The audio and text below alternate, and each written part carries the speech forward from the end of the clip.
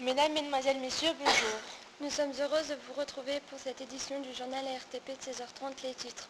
La COP21, un enjeu au niveau mondial. La steak tape, tant pis pour Benzema. Visite d'un journal, La Nouvelle République. La bataille de Verdun s'entend déjà. Un lycée, c'est comment? Mais pour le moment, place au maire et la météo du jour. Mesdames et messieurs, bonjour. Je présente la météo de la France. Une impression donne l'impression de jouer les perturbations sur la France. Mais que nenni, la France résiste. La preuve en image. Aujourd'hui, dans le centre, il fait beau. À Paris, il pleut. Dans le nord, petit nuageux. La Bretagne se retrouve sur le nuage. C'est normal. À Bordeaux, il fait beau. Dans le Pyrénées, il pleut. La Corse et son soleil, la Provence aussi, le Rhône pas beau, en Alsace, grand soleil. Maintenant, passons aux températures de cet après-midi. Souligné, c'est bon, 15 en Provence et encore. Bordeaux sera aussi dans la dégradation avec 13 degrés, 11 dans le centre. Enfin, vous remarquerez, c'est moins une habitude par le saison dans le Pyrénées. Je vous laisse maintenant avec Tiffany et Salomé qui vont vous présenter la journée. Les chefs d'État et de gouvernement se sont réunis au Bourget pour la COP21. Un reportage de Falou. COP21, c'est la conférence des partis, les partis étant les 195 pays réunis pendant 15 jours au Bourget, à quelques kilomètres de Paris. Après que les présidents ou chefs d'État de ces 195 pays ont fait un discours ne dépensant pas 3 minutes chacun, il faudra que toutes les délégations adoptent un accord sur le climat. Comment faire pour que la hausse de la température d'ici 2100 ne dépasse pas 2 degrés, 1,5 degré serait encore mieux. 2100, c'est demain. Tous ces élèves qui sont nés à la fin des années 1990 auront à peine 100 ans à 2100. Nous savons que le nombre de centenaires augmente tous les ans. Ces jeunes qui ont 15-16 ans aujourd'hui pourront constater si les résolutions prises au Bourget en 2015 ont bien été appliquées en 2100. Le réchauffement climatique, c'est l'extinction de certaines espèces animales. C'est la fonte de la calotte polaire. C'est la montée des eaux. C'est l'exode des milliers de gens de populations entières. Mais pour où? On va tous se retrouver au même endroit. L'objectif est ambitieux. Développer les énergies renouvelables, aider les pays pauvres grâce à des versements de 100 milliards de dollars par an. Les 195 pays doivent se retrouver tous les 5 ans pour sauver la planète. On remercie Falou pour ce reportage. Un événement a secoué il y a quelques mois le monde du football. Antoine va nous rejoindre pour nous en parler. Effectivement, la sextape, la vidéo sexuelle, est une histoire qui a fait le tour du monde footballistique et qui est arrivée en justice. Valbuena, célèbre footballeur français, a été l'objet d'une tentative de chantage. Rappelons les faits, on a essayé de lui soutirer de l'argent pour que ne soit pas diffusé le contenu d'une vidéo montrant ses débats intimes, même très intimes avec sa femme. La vidéo est tombée entre les mains de Ango et Zenati, copains d'enfance de Benzema. Il décide de faire chanter le footballeur et lui demande la somme de 150 000 € pour ne pas la diffuser. Benzema appelle Valbuena pour le convaincre de payer la somme demandée. Valbuena porte plainte. Benzema, qui a été entendu par le juge, est mis en examen pour complicité de tentative de chantage et association de malfaiteurs. La FFF, Fédération Française de Football, s'est constituée partie civile. Le Premier ministre Manuel Valls a déclaré que pour faire partie de l'équipe de France de football, il fallait être exemplaire. Le roi est dans un bois, Benzema ne jouera pas avec l'équipe de France. Et nous souhaitons bonne chance à l'équipe de France. Des élèves du lycée Ampère sont allés visiter les locaux de la Nouvelle République. La visite a duré environ 2 heures. Voici le reportage de cette visite.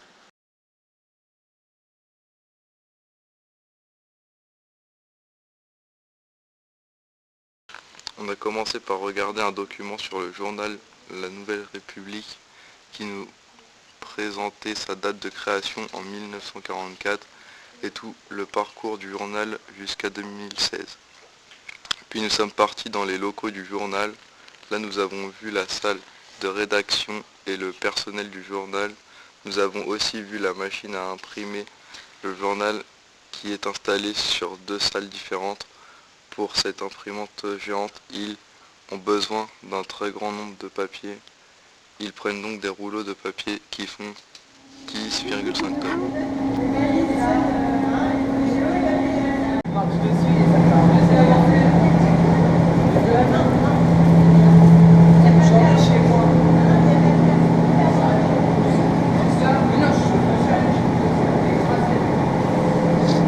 Qui est derrière, c'est un cylindre en caoutchouc qui s'appelle le cylindre Blanchet. Donc sur le Blanchet, je fais retranscrire à l'envers et ma bobine de papier qui se déroule derrière, où je fais détecter à l'endroit.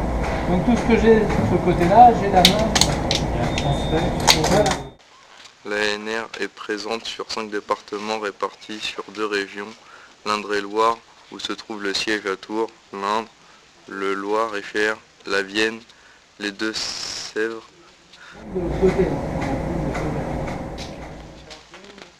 L'ANR est un journal quotidien et local.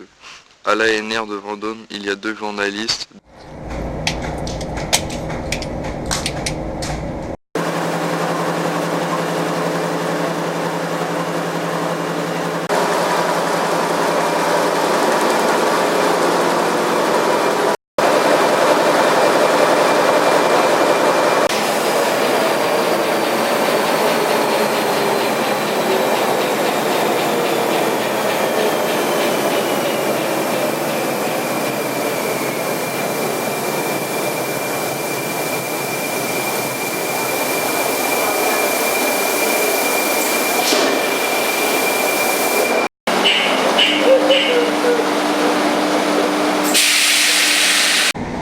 Les paquets qui vont aller dans les points de vente, dans les boulangeries, dans les bureaux de presse.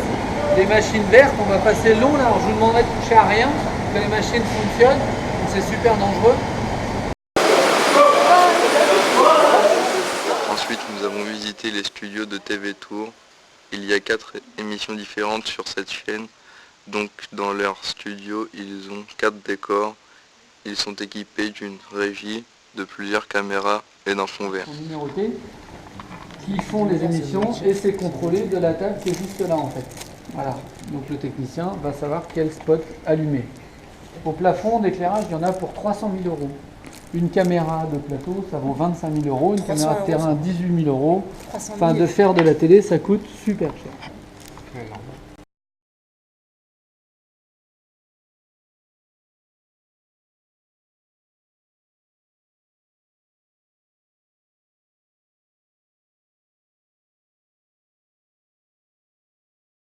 Ça tourne 24-24, il faut bien remplir en fait. Voilà. Donc après, il faut vraiment s'intéresser à TV Tours au programme pour choper des programmes intéressants. Asilis Lebert, journaliste à la Nouvelle République de Vendôme, est venu à notre rencontre au lycée et nous l'avons interviewé.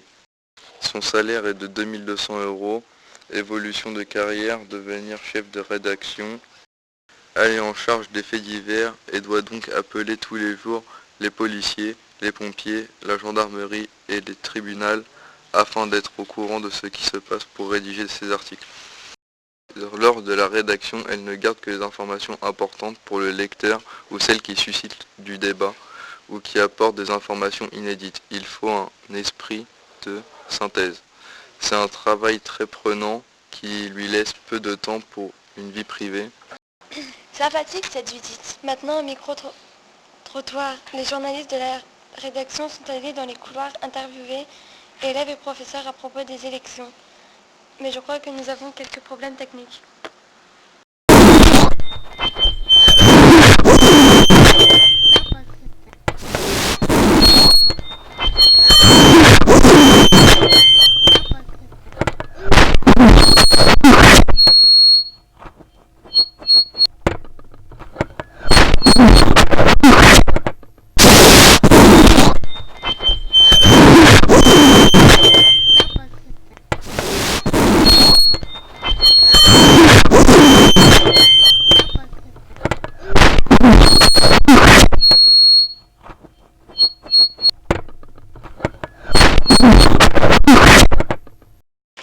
Merci Thomas. Nous espérons que téléspectateurs nous excuseront pour cet incident.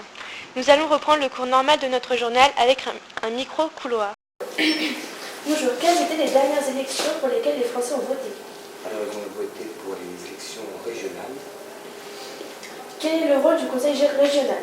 Le conseil régional donc, gère la région, enfin les régions, avec à l'intérieur, il va y avoir la gestion des lycées, du personnel des lycées, des installations sportives aussi, je pense. Est-ce que le vote est important? Le vote est très important, parce qu'il faut pouvoir s'exprimer et éventuellement, lorsqu'on est mécontent, pouvoir dire j'ai pas voté entièrement pour eux, et donc je ne suis pas content de ce qu'ils font. Donc si on ne vote pas, on n'a pas le droit, en théorie, de s'exprimer, d'être mécontent de ce qu'ils font. Merci d'avoir répondu à nos questions. Je t'en prie, je te remercie de m'avoir interviewé. Bonjour, quelles étaient les dernières élections pour lesquelles les Français ont voté? C'était l'élection... c'était régionale, oui, tout à fait. Quel est le rôle du conseil régional? Bon, ben là, ça sert à rien. Est-ce que voter est important? Pour le moment, pour moi, j'en sais rien, mais après, je verrai. Les dernières élections pour lesquelles les Français ont voté? Les régionales. Quel est le rôle du conseil régional? Et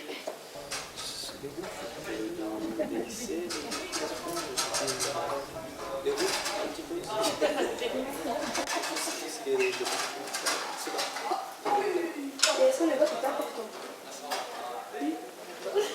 Pourquoi? Parce que les gens se sont battus pour avoir le droit de vote. Merci d'avoir répondu à nos questions. Quelles étaient les dernières élections pour lesquelles les Français ont voté? Oui. Vous pouvez répéter la question? Quelles étaient les dernières élections pour lesquelles les Français ont voté? Les élections... je sais plus. Régionales. Quel est le rôle du conseil régional? C'est pas quelque chose qui gère toutes nos finances, des trucs comme ça? Et est-ce que le vote est important?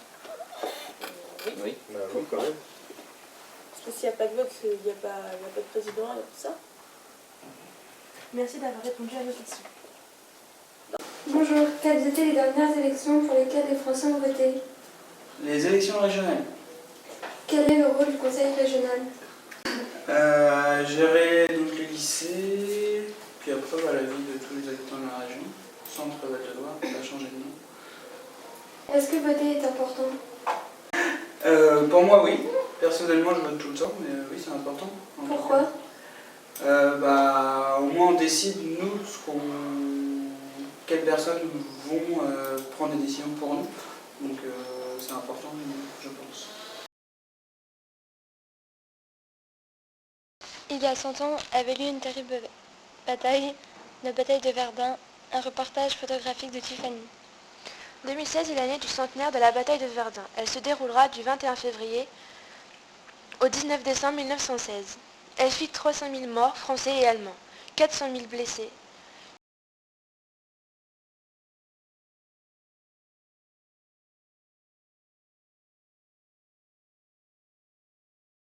« 8 millions d'obus sont tombés sur Verdun et ses environs, rayant de la carte 9 villages.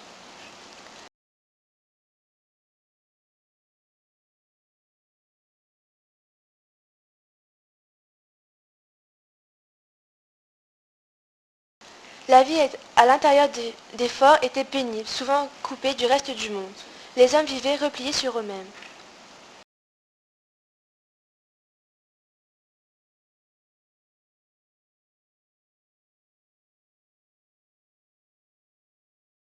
Les canons permettaient de tirer sur toutes les positions ennemies.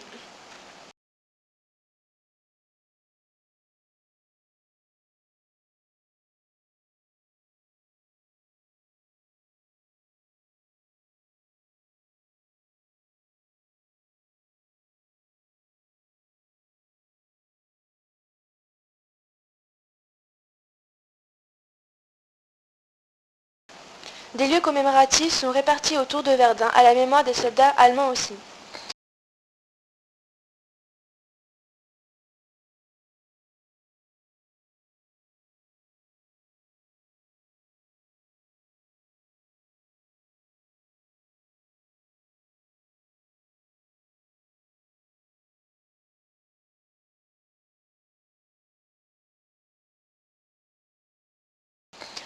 Helmut Kohl, le chancelier allemand, et François Mitterrand, le président français, ont scellé l'amitié franco-allemande le 22 septembre 1984 à Verdun, pour qu'il n'y ait plus jamais ça. Merci Tiffany pour ce reportage. Une équipe de journalistes a suivi des élèves du lycée professionnel André Ampère dans leur propre lycée. Visite guidée.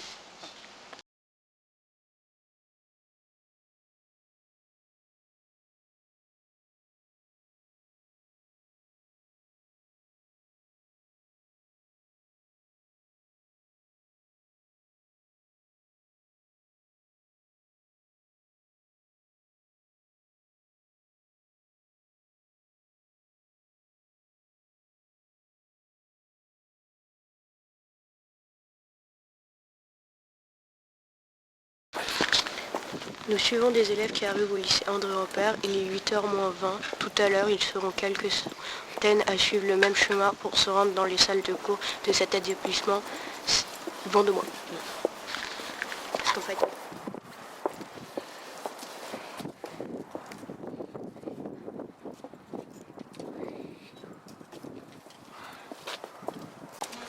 La loge est l'endroit devant lequel tous les élèves passent en arrivant. Bonjour. Nous rencontrons Madame Tchernetchouk, professeure adjoint, à qui nous posons quelques questions. Bonjour.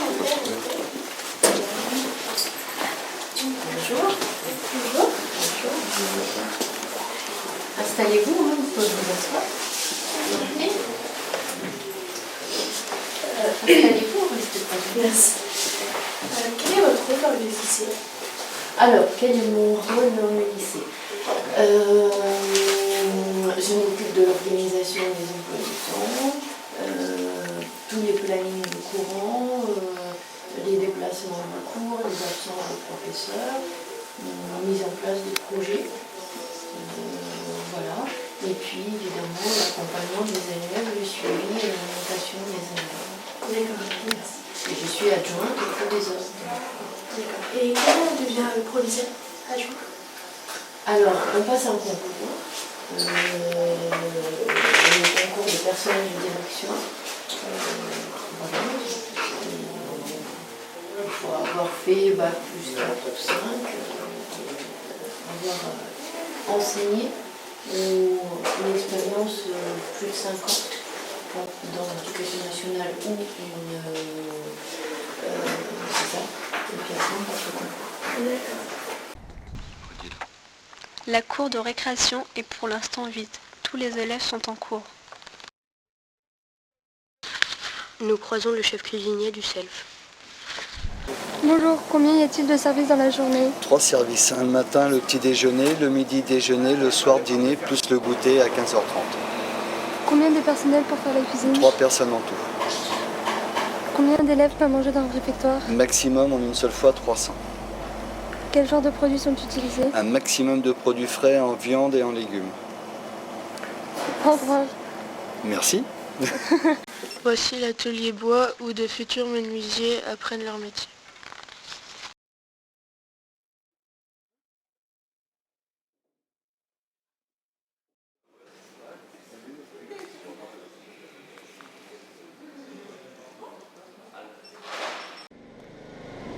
Et maintenant l'atelier mécanique et agricole dans lequel on peut aussi bien faire l'entretien de matériel agricole que la réparation de voitures ou encore la maintenance des matériels. Nous pénétrons dans le bureau de Madame Cissé, magasinière. Je suis Madame Cissé, je suis la magasinière des ateliers du lycée Ampère. C'est moi qui fais les commandes générales pour tout ce qui est section professionnelle. Vous vendez... Je vends rien du tout, j'achète. D'accord. Du coup, en fait, vous donnez aux professeurs. Voilà, c'est moi qui achète selon les besoins des professeurs, selon les besoins qu'on a en cuisine et en restauration. C'est moi qui fais les commandes, qui fait les demandes de devis, qui fait aussi les commandes, qui les fait approuver auprès de M. Varé, qui les fait approuver auprès de la direction aussi de l'intendante Mme Rouveteau et du proviseur M. Terra. La maison des lycéens est un endroit où les élèves peuvent se détendre.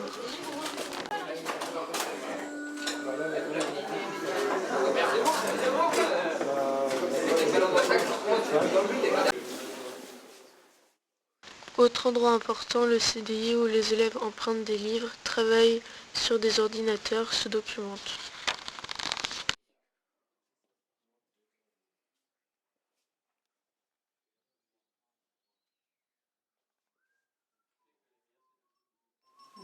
Bonjour. Bonjour madame. Que enseignez-vous au lycée Ampère? Alors, je suis la coordonnatrice du dispositif du LISPRO. Donc, j'ai un petit groupe d'élèves et j'enseigne le français, les mathématiques, l'histoire-géographie, l'anglais et on fait un travail sur l'orientation. Vous vous sentez bien au lycée?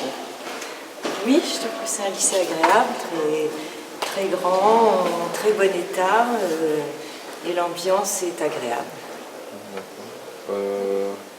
Vos cours sont-ils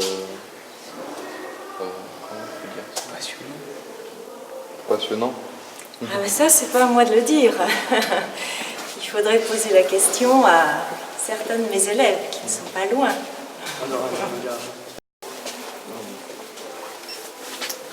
Quelle est votre formation au lycée professionnel? Je suis en ULIS Pro et puis je suis aussi en atelier APR. D'accord. Est-ce que les cours que vous suivez sont intéressants? Oui. Beaucoup? Oui, intéressant, oui. Vous vous sentez bien au lycée? Ça va, oui. Tranquille? Merci de votre interview. Merci à vous, au revoir.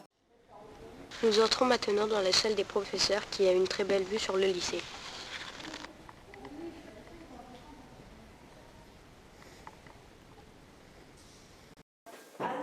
C'est la même chose, mais vous savez qu'ils sont en apprentissage ou en lycée professionnel, que ce soit le CAP ou le Bac Pro, au mois de juin, ils passent tous le même examen dans la même salle. Un terrain de foot en pelouse synthétique est utilisé pour les cours de PS et c'est à la disposition des élèves pendant les récréations.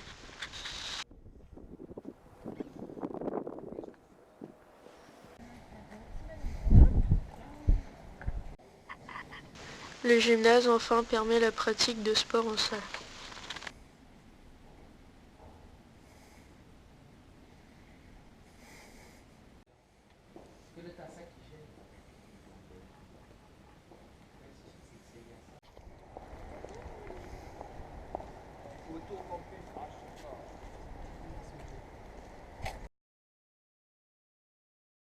Merci pour cette visite très intéressante d'un établissement superbement rénové.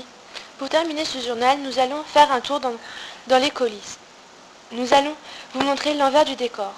Ce journal, en effet, a été entièrement réalisé par les élèves de la classe RTP du lycée Ampère à Vendôme. Avec le concours, bien sûr, de leurs professeurs. Les caméras, les micros ont été découpés dans du carton puis peints.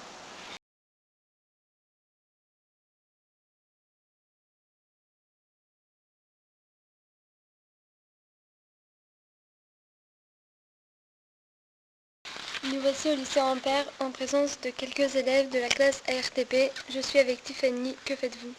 Je réalise avec mes camarades de classe des caméras et des micros découpés dans du carton et peints. Les interviews et les prises de vue ont été filmées en direct avec 2 caméras. Vous nous excuserez pour la mauvaise qualité sonore de certains reportages. Les voix off ont été enregistrées en classe. Les cartes et les dessins conçus à l'aide d'un logiciel de dessin. Quelle est votre formation au lycée? C'est APR. Tu es plus par là. Vas-y, avance avec ton micro. Et c'est parti, on t'écoute, Charles. Comme 20 ans. Si la conférence des pâtes et des pâtes est dans les 195 pays réunis pendant 15 jours au bouger. Quelle est votre formation au lycée?